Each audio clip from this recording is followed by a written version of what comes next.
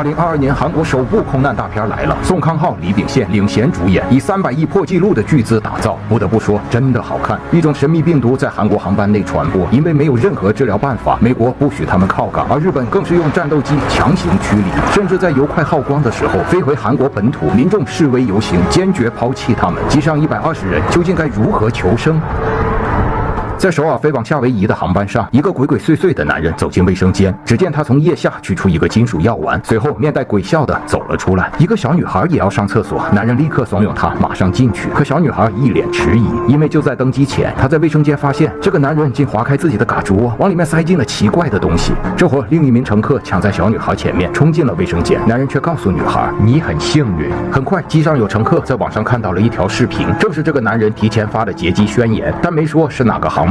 而警察浩叔一早也看到了视频，通过调查找到了男人的家，结果在角落发现一具满脸番茄酱的尸体，最终确定这个劫机犯是被跨国药企开除的生物学家，竟然在家研制出了空气传播高致死率的超级病毒。可当康叔赶到机场，找到了男人登机的航班时，飞机早已到了太平洋上空。很快，卫生间里的胖哥感觉不太对劲，从天花板上有灰尘飘落，叫来空姐小美到里面检查，水池边到处都是白色粉末，他竟然还闻了闻。这边女孩的爸爸男主炳哥也发现了这个男人，前来通知机组，但没有实质证据，只能礼貌地询问身份。康叔赶到了空管中心，赶紧让地面通知飞机上的保安控制劫匪，但飞机上哪有什么保安？就在这会儿，胖哥突然发起高烧，一照镜子，鼻血流了出来，随后他竟原地爆炸，倒在了众人面前。机舱里的乘客还不知道死神已经来了，而炳哥确定了就是这个男人捣的鬼，马上和他撕扯起来。这会儿副机长赶来，他收到地面消息，终于确认了劫机犯的身份。可男人突然逃走，在机舱一片慌乱中打开了另一个金属药丸，结果没人注意到白色粉尘弥漫空中，开启了第2轮传播。副机长控制住男人，地面工作组赶紧问他到底想要什么，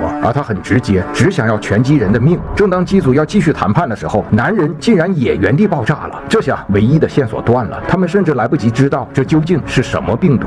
紧接着，客舱突然失重，乘客们开始螺旋打滚，飞机一头向下栽去。随着高度越来越低，突破7000英尺，马上就要坠入大海。原来机长也已经爆炸，因为就在半小时前，他吃了小美制作的牛排。就在这会儿，老机长赶来，亲手操作，试图拉起飞机。炳哥也冲了进来，拉起刹车，两人协力，终于在2000英尺的高度把飞机救了回来。原来炳哥曾经也是飞行员，结果因为一次飞行事故患上了应激障碍，不敢再飞，从此退役。可一难刚平，一难又起，机舱里开始有乘客相继爆炸，就连空姐小美也不行了，口吐白沫，遗憾下线。可能是颜值太高，竟然没有爆炸。新闻纷纷报道这起劫机事件，这条未知病毒的恐怖消息迅速在全世界传开。机舱里的乘客也看到新闻，这才意识到他们正在经历什么样的灾难。很快就有人闹事了，他要马上下飞机。空姐赶紧把已经出现症状的人和无症状的隔离开。但让我无语的是，飞机上竟然连一个口罩都没有。终于，经过9个小时的死亡飞行，班机抵达夏威夷，可机场却不允许他们靠港，甚至连油都不给加。韩方多次联系美方，结果是能让降落已经是最大的恩赐，毕竟谁敢靠近这架飞机？就这样，他们只能返航，还要在太平洋上飞要命的9个小时。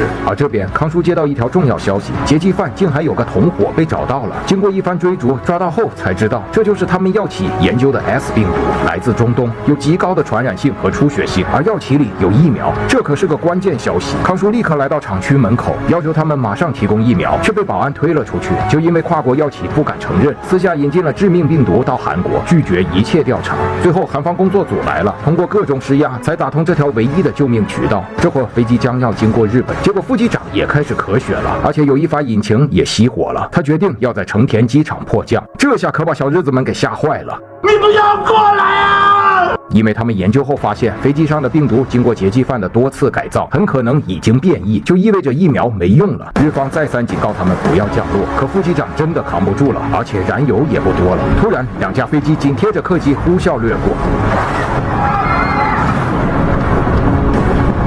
没想到小日子直接动用战机展开了拦截，还投放了驱离弹。眼看副机长还在坚持，战机甚至直接开火。航炮射击威胁，数发子弹擦着机翼而过，直到客机快要降落跑道，战机竟直冲着他们飞了过来。这是抱着必死的决心啊！果然，最后关头，小日子的自杀模式真惹不起，机长怂了，拔起机头，只能飞回韩国。